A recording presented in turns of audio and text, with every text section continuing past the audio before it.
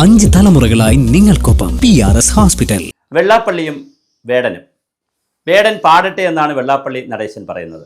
കഴിഞ്ഞ ദിവസം തുഷാർ വെള്ളാപ്പള്ളിയും ഇതേ അഭിപ്രായം തന്നെ പറഞ്ഞു. തുഷാർ വെള്ളാപ്പള്ളിയോട് പത്രപ്രവർത്തകർ ചോദിച്ചു എന്താണ് വേടനെക്കുറിച്ചുള്ള. അപ്പോൾ വേടൻ പാടട്ടെ, വേടൻ പറയുന്ന കാര്യങ്ങളൊക്കെ ശരിയാണ്. പക്ഷേ അപ്പോൾ ചോദിച്ചു ഹിന്ദു ഐക്യവേദിയെ പോലുള്ള സംഘടനകൾ പറയുന്ന അത് അവർക്ക് ഭ്രാന്താണ്, അവരത് പറയുന്നതിലൊന്നും കാര്യമില്ല എന്നൊക്കെ തുഷാർ വെള്ളാപ്പള്ളി പരിഹാസ രൂപത്തിൽ പറഞ്ഞു.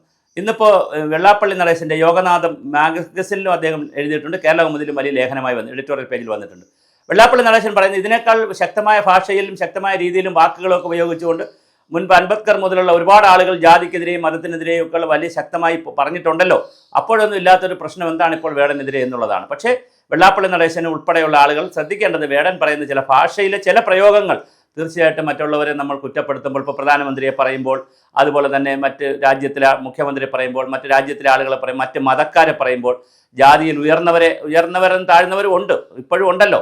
പക്ഷേ മറ്റുള്ളവരെ പറയുമ്പോൾ പണ്ടൊരു കാലത്ത് 18-ാം നൂറ്റാണ്ടിൽ നടന്ന കാര്യത്തിന് ഇപ്പോൾ അതിൻ്റെ പിന്മുറക്കാർ ജീവിച്ചിരിക്കുന്ന ഇപ്പോഴത്തെ മക്കൾ എന്ത് പിഴച്ചു, 2% വരുന്ന ബ്രാഹ്മണരാണോ ഇപ്പോഴത്തെ എല്ലാ കുഴപ്പങ്ങൾക്കും കാരണം? അപ്പോൾ അങ്ങനെ നമ്മൾ ഒരു വല്ലാത്ത രീതിയിൽ ഇത് പറയുന്നത് ശരിയല്ല. പക്ഷേ എങ്കിലും തത്വത്തിൽ വേടൻ ഈ കാര്യങ്ങളൊക്കെ പറയട്ടെ. അപ്പോൾ പക്ഷേ NR മധുവൊക്കെ ചൂണ്ടിക്കാണിച്ചതും അവൻ്റെ ശൈലിയും മറ്റു കാര്യങ്ങളൊക്കെ തന്നെ അല്ലേ എന്നുള്ളൊരു ചോദ്യം ഇവിടെ നിൽക്കുന്നുണ്ട്. അപ്പോൾ തീർച്ചയായിട്ടും നമ്മുടെ വെള്ളാപ്പള്ളി നടേശൻ ഐക്യദാർഢ്യം പ്രഖ്യാപിക്കുന്നത് നല്ലതാണ്. കാരണം അങ്ങനെ ഒരു താഴ്ന്ന അല്ലെങ്കിൽ നമ്മളിപ്പോൾ അധസ്ഥിതരെന്ന് ഇപ്പോഴും കരുതുന്ന അല്ലെങ്കിൽ സമൂഹം കരുതുന്ന വിഭാഗത്തിൽ നിന്ന് ഒരാൾ വളർന്നു വന്ന് അദ്ദേഹത്തിൻ്റെ സമൂഹം നേരിടുന്ന പ്രശ്നങ്ങൾ അല്ലെങ്കിൽ ഒരു വിഭാഗം ആളുകൾ നേരിടുന്ന പ്രശ്നങ്ങൾ സമൂഹത്തോട് പറയുന്നു. അതിന് പുതിയ രൂപമെടുത്തിരിക്കുന്ന ഒരു കവിത എഴുതിയാലോ ഒരു കഥ എഴുതിയാലോ നോവൽ എഴുതിയാൽ ചിലപ്പോൾ വായിക്കുന്നവരുടെ എണ്ണം കുറവായിരിക്കും. അതേസമയം റാപ്പ് സംഗീതം പോലുള്ള കാര്യത്തിലൂടെ പറയുമ്പോൾ ലക്ഷക്കണക്കിന് ആയിരക്കണക്കിന് പതിനായിരക്കണക്കിന് ആളുകളെ സ്വാധീനിക്കാൻ പറ്റും. പ്രത്യേകിച്ച് യുവതലമുറയൊക്കെ സ്വാധീനിക്കാൻ പറ്റും.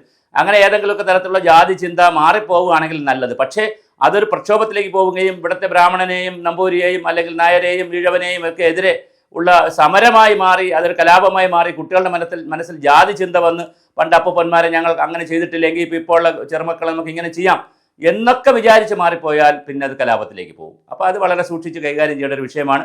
വേടനും ആ രീതിയിൽ തന്നെ കാര്യങ്ങൾ കൈകാര്യം ചെയ്യണം. വെള്ളാപ്പള്ളിയുടെ ലേഖനം തത്വത്തിൽ നമുക്ക് അംഗീകരിക്കാമെങ്കിലും ഈ പറഞ്ഞ പ്രശ്നങ്ങൾ കൂടി കൈകാര്യം ചെയ്യണം.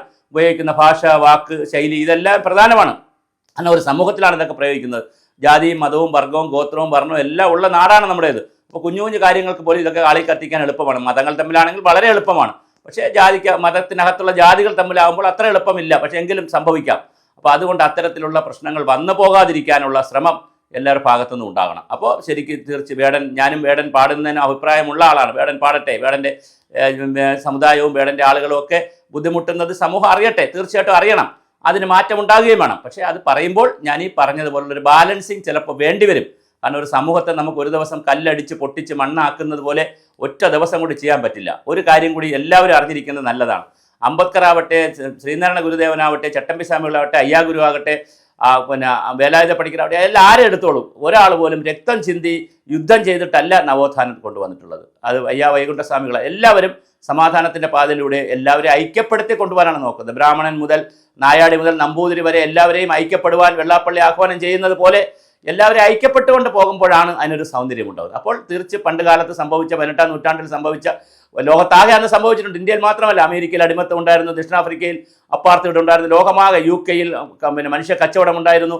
അങ്ങനെ എല്ലാ രാജ്യത്തും എല്ലാം ഉണ്ടായിരുന്നു. പക്ഷേ അതിൽ നിന്ന് വ്യത്യസ്തമായി നമ്മുടെ നാട്ടിലും ഇതൊക്കെ നടന്നിരുന്നു. പക്ഷേ അതിനെ മാറ്റി കൊണ്ടുവരേണ്ടത് ആവശ്യമാണ് ഈ കാലഘട്ടത്തിൽ. പക്ഷേ അതിന് ഉപയോഗിക്കുന്ന ടൂളുകൾ, മെത്തേഡുകൾ, രീതികളൊക്കെ കുറേ കൂടി ഉയർന്ന പക്വതയുള്ള രീതിയിലാകാൻ എല്ലാവരും ശ്രമിക്കണം.